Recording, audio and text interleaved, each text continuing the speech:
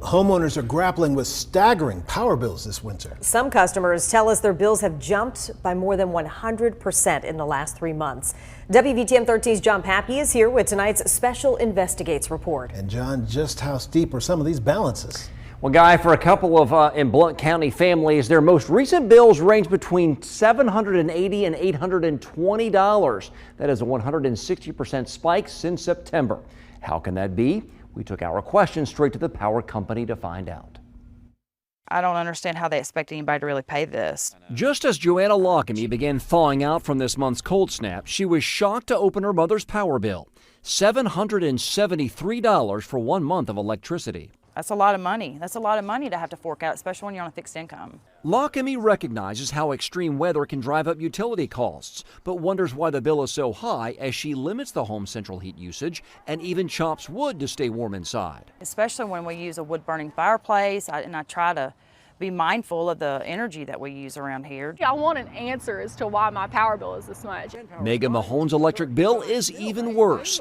$826 for the house she shares with her boyfriend and 4-year-old daughter. So you have a 1,200 square foot home. 1,280 square foot home that you rent, and your combined power bill for this last month was more than $800. Yeah, that is more than my car payment and my car insurance together. The last Alabama power rate hike came in 2022. The average customer's bill using 1,000 kilowatts jumped about $22 a month. When you factor in the amount of power Mahone's bill says she used, the new rates equal a $118 bump. But that still does not explain how Mahone and Lockamy's bills more than doubled in a few months. So we asked Alabama Power spokesperson Anthony Cook for an explanation. Our customers used 25% more electricity this month compared to last January from what we're seeing so far. And that's directly tied to the cold snap.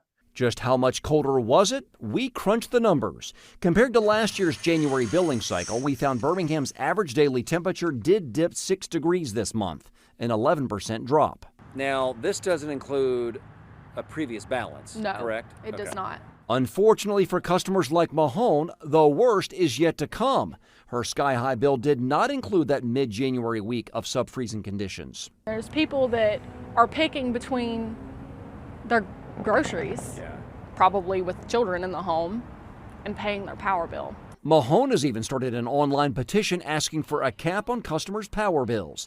So far, nearly 3,000 people have signed up.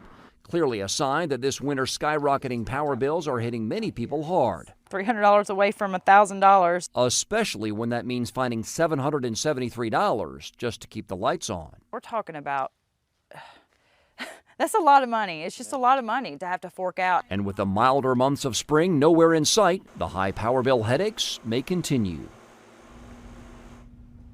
Now, the power company's Anthony Cook offered these tips for customers facing steep power bills.